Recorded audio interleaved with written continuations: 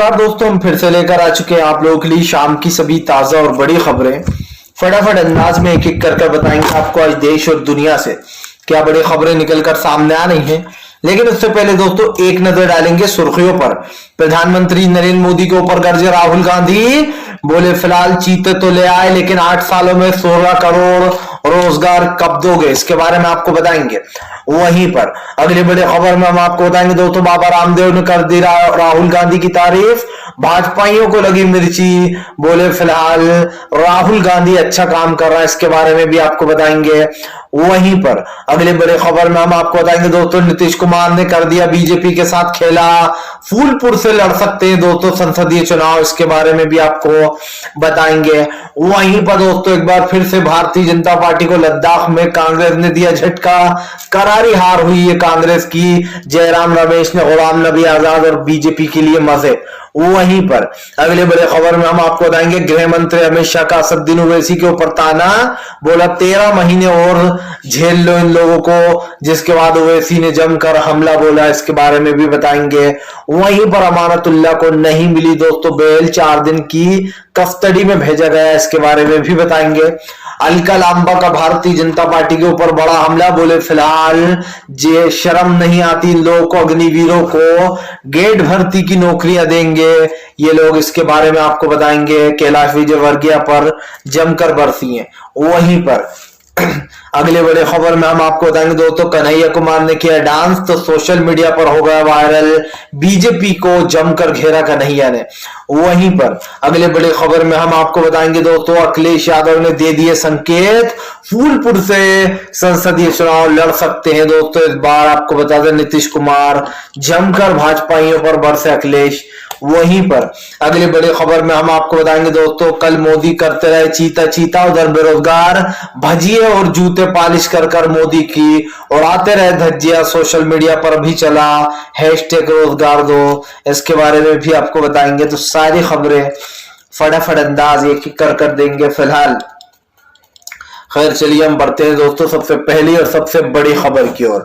दरअसल दोस्तों आपको बता दें, राहुल गांधी का केंद्र सरकार मोदी सरकार के ऊपर बड़ा हमला, बोले फिलहाल 8 चीते तो ले आए, लेकिन आपको बता दें दोस्तों सीधे सीधे राहुल गांधी ने मोदी सरकार पर तंज कर दिया और कहा कि चीते तो आ गए हैं लेकिन 8 सालों में 16 करोड़ रोजगार क्यों नहीं आए।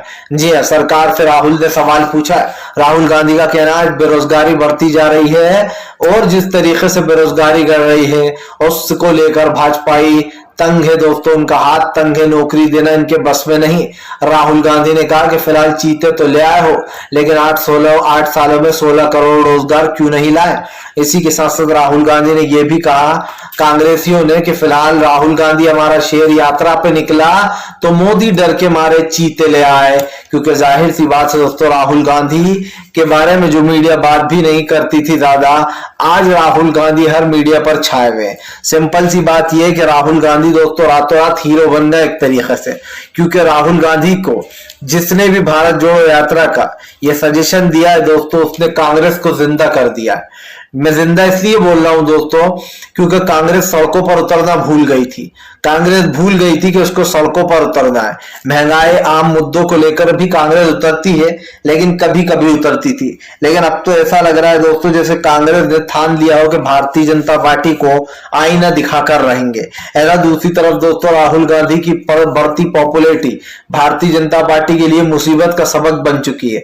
जाहिर सी बात है राहुल गांधी को लोग काफी पसंद कर रहे हैं और यही कारण है जो राहुल गांधी को दोस्तों आज लोगों का प्यार मिल रहा है। वो केरल में है इस वक्त और उनकी यात्रा दोस्तों 150 दिन की है, कन्याकुमारी से कश्मीर तक की यात्रा निकलेगी और इस 150 दिन में मोदी सरकार का हक्का बक्का हो जाएंगे।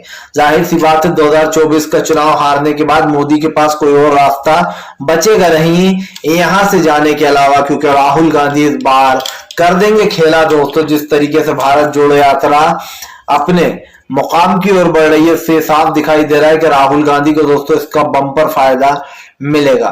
चलिए बढ़ते हैं एक और अगली बिग ब्रेकिंग की तरफ।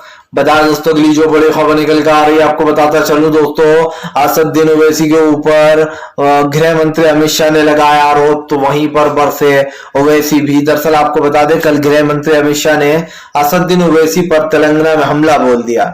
उनका कहना था कि बस 13 महीने इन लोगों को और झेल लो, उसके बाद जो है यहाँ पर 13 महीने बाद इन लोगों का निशान भी नहीं मिलेगा। जिसके बाद ओवैसी ने भाजपा के ऊपर जमकर हमला बोलते हुए कहा कि गृह मंत्री आते हैं हमें गाली देकर चले जाते हैं, लेकिन इससे कुछ होने वाला नहीं है। तेलंगाना की जनता इनको चुनने वाली नहीं है।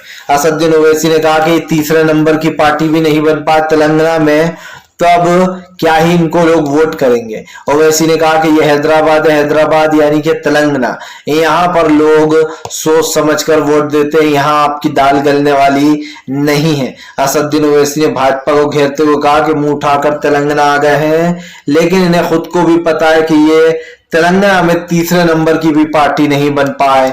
जिसके बाद दोस्तों जमकर भड़कते हुए नजर आए। यहाँ पर साफ दिखाई दे रहा है दोस्तों इस वक्त भारतीय जनता पार्टी के खिलाफ एक मुहिम सी छेड़ दी है, और ये मुहिम दोस्तों बीजेपी को बर्बाद करेगी। यकीन मानिए इस वक्त जिस तरीके से बीजेपी के खिलाफ सुर दिखाई दे रहा है, मुझे असदुद्दीन ओवैसी के से साफ दिख रहा है कि बीजेपी आने वाले समय में दोस्तों पूरी तरीके से गेम खत्म हो जाएगा बीजेपी का। सबसे बड़ी बात यही है दोस्तों कि आज बीजेपी जिस तरीके से देश में सांप्रदायिकता और नफरत फैला रही है, उसको लेकर भी ओवैसी ने जमकर हमला बोला। असदुद्दीन ओवैसी ने कहा कि मंदिर मस्जिद पर बात हो जाती है, हिंदू मुसलमान पर बात हो जाती है, लेकिन बीजेपी देश के असली मुद्दों से जनता को भटकाती है। ना ही महंगाई पर बात हो रही है, ना बेरोजगारी पर बात हो रही है, और ना ही दोस्तों आप समझिए बेरोजगारी के साथ साथ जो चीन हमारी जगहों को हड़पता जा रहा है उस पर भी मोदी कभी बात नहीं करते। ओवैसी ने कहा कि जैसे ही चीन का जिक्र करो तो मोदी चीते से भी ज्यादा तेज रफ्तार में गायब होते हैं, उनका पता भी नहीं मिल पाता।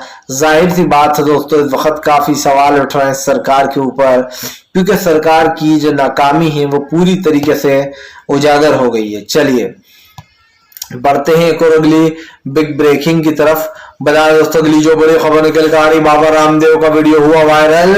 बाबा रामदेव के अचानक से बदले सुर, क्या ये राहुल गांधी की जीत की तरफ इशारा है दोस्तों? दरअसल दोस्तों जो बाबा रामदेव आए दिन राहुल गांधी पर निशाना साधते थे, वो बाबा रामदेव ऐसी बात कह गए जिसको सुनकर जनता ने उल्टा बाबा रामदेव को कर दिया ट्रोल।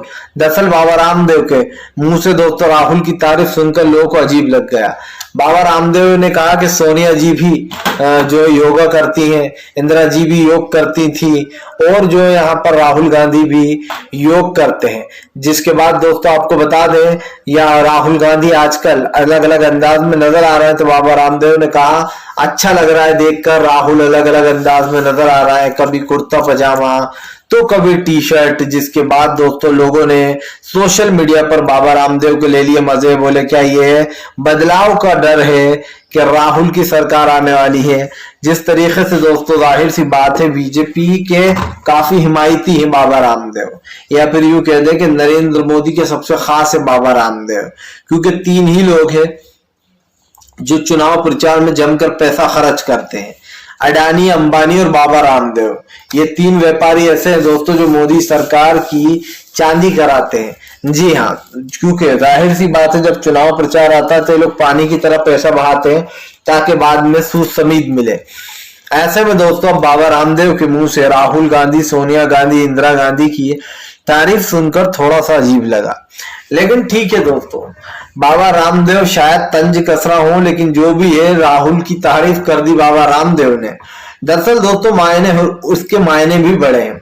आप खुद सोचिए, जिस राहुल गांधी को मीडिया जानबूझकर कम कवर करा करती थी, जिन राहुल गांधी को मीडिया कम बताया करती थी ताकि ज्यादा वो पॉपुलर ना हो, चर्चाओं में ना आए, और उनको बदनाम करने के लिए पप्पू नाम रखा गया। मोदी सरकार ने बहुत पैसा खर्च किया राहुल गांधी की छवि बिगाड़ने के लिए। लेकिन अफसोस दोस्तों राहुल गांधी की वो जो छवि बिगाड़ी थी वो राहुल गांधी ने इन 8 से 10 दिनों में दोस्तों पूरा खेल कर डाला। 10 दिनों में राहुल गांधी दोस्तों इतने पॉपुलर हो गए कि हर मीडिया चैनल पर बस राहुल ही राहुल छाए हुए। आप देखिए जिस बंदे को लोग कहते थे कि अरे ये तो गांधी परिवार के हैं, महलों के लोग हैं, ये तो ये बाहर निकलेंगे क्या, जनता का दर्द समझेंगे क्या। लेकिन राहुल गांधी ने दोस्तों न सिर्फ उन लोगों का मुंह बंद कर दिया, बल्कि भाजपा की सरकार को एक करारा तमाचा भी लगा डाला। आप देखिए दोस्तों, राहुल गांधी के पैर में छाले तक पड़ गए, लेकिन उसके बाद भी राहुल गांधी चलने से हट नहीं रहे, ना ही थक रहे। जिस तरीके से राहुल गांधी अपनी ये यात्रा कर रहे हैं दोस्तों, जिस तरीके से राहुल गांधी आगे बढ़कर ये सब कुछ कर रहे हैं, इससे साफ दिखाई देता है कि राहुल गांधी को दोस्तों आने वाले समय में जमकर प्यार मिलने वाला है जनता का। क्योंकि फिलहाल राहुल जिस तरीके से यात्रा कर रहा है, 10 दिन में उन्होंने बीजेपी का इतिहास ही बदल डाला।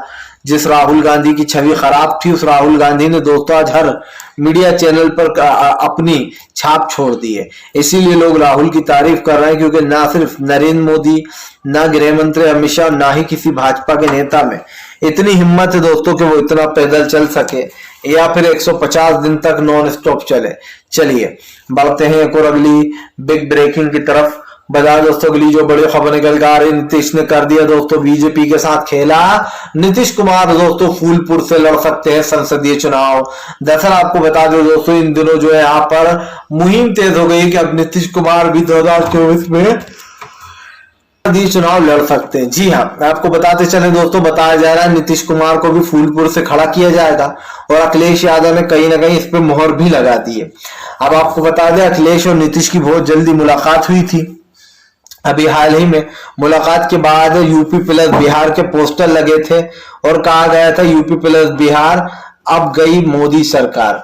इसके बाद जो दोस्तों हड़कंप मच गया था, अब ये साफ दिखाई दे रहा है कि फिलहाल दोस्तों आने वाले समय में, यानी कि आने वाले चुनाव के समय में भारतीय जनता पार्टी को बड़ा झटका लग सकता है। दोस्तों की बीजेपी अच्छे से जानती है, इस वक्त बीजेपी के पास कोई और ऑप्शन बचा नहीं है।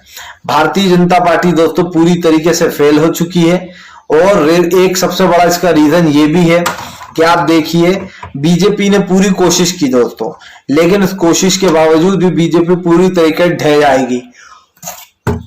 देश का ध्यान मंदिर मस्जिद की तरफ मोड़ा दोस्तों। आज देख लीजिए मंदिर और मस्जिदों पर चर्चा हो रही है, लेकिन सबसे बड़ा मुद्दा आज भी महंगाई और बेरोजगारी है। और यही बात है दोस्तों जो मोदी सरकार को खटक रही है।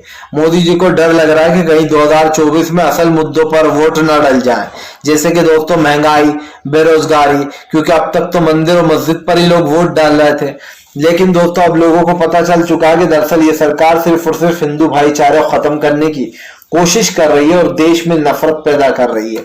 इसीलिए दोस्तों इस नफरत को हटाने के लिए अब साफ दिखाई दे रहा है कि फिलहाल कांग्रेस की सरकार आएगी। और अगर दोस्तों कांग्रेस की सरकार आएगी तो ये आप भी समझ सकते हैं कि भारतीय जनता पार्टी को एक बड़ा झटका यहाँ पर लग जाएगा। यानी कि बीजेपी दोस्तों पूरी तरीके से फेल है। इससे पहले भी मैंने आपको बताया कि बीजेपी किस तरीके की दोस्तों शाण पट्टी करती है। यानी कि जब चुनाव आने वाले होते हैं तो इनके लिए दोस्तों मेन मुद्दे बन जाते हैं लव जिहाद, मुसलमानों की बढ़ती आबादी, हिंदू मुसलमान, मंदिर मस्जिद, लव जिहाद और धर्मांतर चेंज। तो न जाने कितने ऐसे मुद्दे उठाती है दोस्तों बीजेपी चुनाव के समय, जिससे असल मुद्दों से जनता भटक जाए और हमें इन्हीं किसी एक मुद्दे पर वोट दे डाले कि हम ही सबसे बड़े हिंदू भाइयों के हितैषी हैं, हमसे बड़ा हितैषी तो कोई है ही नहीं। बीजेपी ये बताने की, दर्शाने की कोशिश करती है, लेकिन अफसोस दोस्तों बीजेपी ये नहीं जानती कि देश में जनता रोटियां खाती है, घास नहीं खाती। आज भले ही आप जनता को बहका लोगे, कल ये जनता नहीं बहकेगी, परसों ये जनता आपके मुंह पे करारा तमाचा मारेगी और जो है यहाँ पर दोस्तों बदला भी ले लेगी। प्रधानमंत्री नरेंद्र मोदी को सलाह है दोस्तों, चीते के बजाय अगर वो नौकरियां देते, लोगों को रोजगार देते, तो शायद प्रधानमंत्री की प्रशंसा होती, लोग उनकी तारीफ करते। लेकिन दोस्तों चीते लाकर मोदी कहते हैं कि हमारे यहाँ पर रोजगार बढ़ेगा। कौन सा रोजगार बढ़ेगा ये पता नहीं, लेकिन मोदी सरकार ऐसा जरूर कह रही है। चलिए बढ़ते हैं एक और अगली बिग ब्रेकिंग की तरफ। बता दोस्तों अगली जो बड़ी खबर निकल कर आ रही है, लद्दाख में कांग्रेस की बम्पर जीत से बौखलाई बीजेपी। गुलाम नबी आजाद पर भी दोस्तों जयराम रमेश ने कसा तंज। दरअसल दोस्तों आपको बता दें G23 के नेता जिन्होंने कांग्रेस के साथ बगावत की थी, अब उन लोगों को जमकर बड़ा झटका लगा है। दरअसल आपको बता दें दोस्तों लद्दाख में भारतीय जनता पार्टी की करारी हार हो गई है और कांग्रेस की करारी जीत हुई है उपचुनाव में। आपको बता दें दोस्तों उपचुनाव में 243 सीट एक बड़े आंकड़े से जो है यहाँ पर कांग्रेस के प्रत्याशी ने बीजेपी के प्रत्याशी को हरा दिया उपचुनाव में। जिसके बाद दोस्तों जयराम रमेश ने खुशी के मारे एक ट्वीट किया जिसमें उन्होंने गुलाम नबी आजाद को भी टारगेट किया। जयराम रमेश ने लिखा, देखिए गुलाम नबी आजाद साहब, हमारा प्रत्याशी जीत गया है लद्दाख में। अब आप समझिए दोस्तों, गुलाम नबी आजाद को बीजेपी अपने यूज के लिए यूज कर रही है, यानी कि अपने लिए यूज करना चाहती है। बीजेपी अच्छे से जानती है दोस्तों गुलाम नबी आजाद को अगर वोट मिले और हमें वहां पर जम्मू और कश्मीर में उनकी जरूरत पड़ी तो हमें जो है वो जरूर समर्थन करेंगे। दो रीजन है, एक और रीजन है। एक रीजन ये है दोस्तों कि हमने हर जगह अपने वोट काटने के लिए लोग छोड़ रखे। आप देखिए असदुद्दीन ओवैसी और मायावती, ये दोनों ही बीजेपी का फायदा करा जाते हैं वोट काटने में, क्योंकि अब ओवैसी राजस्थान पहुंच गए, वहां पर भी अब वो कांग्रेस की लंका लगाने में मदद करेंगे। लेकिन बात ये नहीं है, बात ये है दोस्तों कि अब बीजेपी के पास उत्तर प्रदेश में तो देखिए मायावती है, राजस्थान में भी है मायावती, हर जगह बीजेपी मायावती और असदुद्दीन ओवैसी का यूज करती है और जहां किसी और की जरूरत होती है तो वो उसको भी ले लेती है।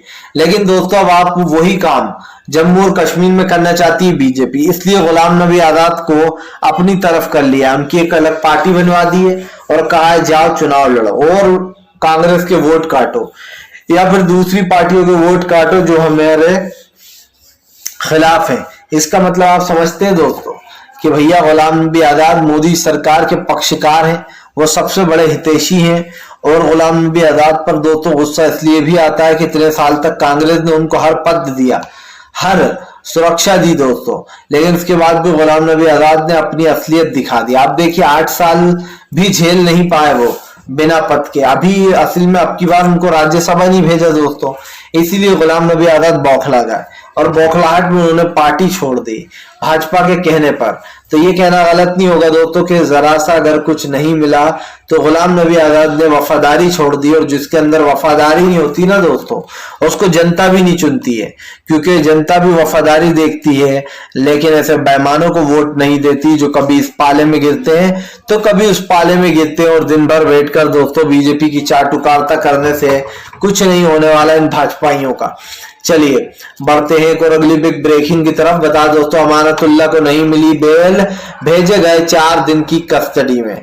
दरअसल दोस्तों आपको बता दें अमानतुल्लाह को जो है यहाँ पर पुलिस ने गिरफ्तार कर लिया था, ऐसे में अब अमानतुल्लाह को जो है यहाँ पर बेल नहीं मिली है। आपको बताता चलूं अमानतुल्लाह को 4 दिन की कस्टडी में भेजने के साथ साथ उनके खिलाफ जो काफी चार्जेस भी लगाए गए हैं, लेकिन अमानतुल्लाह ने साफ कह दिया है कि बीजेपी हमें फंसाने की कोशिश कर रही है, डरने वाले नहीं है। इसी के साथ साथ दोस्तों आपको बता दें अमानतुल्लाह के लिए जमकर आम आदमी पार्टी ने भी खोला मोर्चा भाजपा खिलाफ। बोले बीजेपी झूठे सूठे केस लगाकर हमें अंदर डालने की फिराक में। आपको बता दें दोस्तों अभी एक मामला तो ये भी आया है कि सीबीआई ने, आप समझिए सीबीआई ने जो है यहाँ पर दोस्तों तेजस्वी यादव के खिलाफ एक याचिका डाली है कि उनकी जो बेल चल रहा है वो उनकी बेल कैंसिल कर दी जाए।